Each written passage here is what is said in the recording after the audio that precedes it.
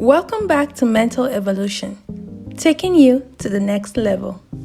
These days, nobody wants to be known as a nice guy. When they think of a nice guy, they think of someone who always gets stepped on. A person always loses the lady because he's been friend-zoned, or a man who isn't manly. I can assure you that this is not true, and I know what you're wondering. Why does it look like women are attracted to the bad guys, or always choose the bad guys over the nice guys? It's not because the guys are bad or because the guys are rude to them. Honestly, if any lady chooses a guy because he's bad or doesn't treat her right, then she needs to evaluate herself, and I know you might not understand it, so don't worry, hang in there, because in today's video I'm going to be telling you mistakes that nice guys always make.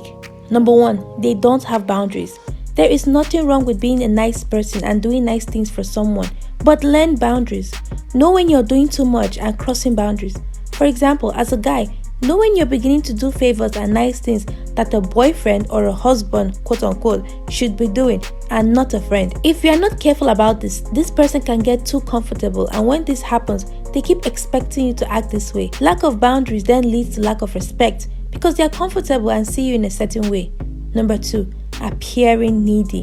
When you don't have boundaries, you're always on this person's face. This can get to a point that you might seem needy and desperate, even if that wasn't your intention. Be nice, but be smart. Even a good intention might be misunderstood because of the actions. Number 3, don't be a puppet. If someone thinks they can control you, then they lose respect for you.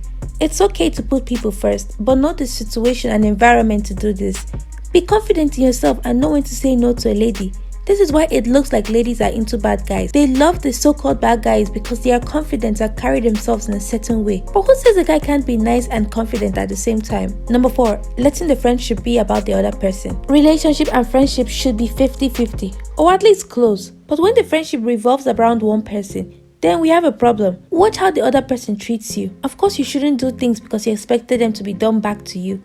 But if you're the only person putting in the effort, that means the other person just doesn't really value you or respect you in the same way. And honestly, it's exhausting when you're the only one putting in the work. Number 5, are you really a nice guy? Are you genuinely being nice to this person, or are you being nice to them because you want something out of it? A mistake that a lot of people make is feeling entitled to a relationship just because they were nice to a person. If you know you don't have any ulterior motive in mind, then if you ask for a relationship or more and you're turned down and you need space to let the feelings go because it wasn't reciprocated to you, then that's fine. But if you start treating the person badly and saying bad things about them to other people because they turned you down, or apparently because you were nice to them but they still didn't want to be in a relationship with you, then you need to check yourself, because you are the bad person, not them. Always remember that nobody owes you a relationship. So tell me, do any of this apply to you? Start today to make changes in your life, and don't forget, you got this.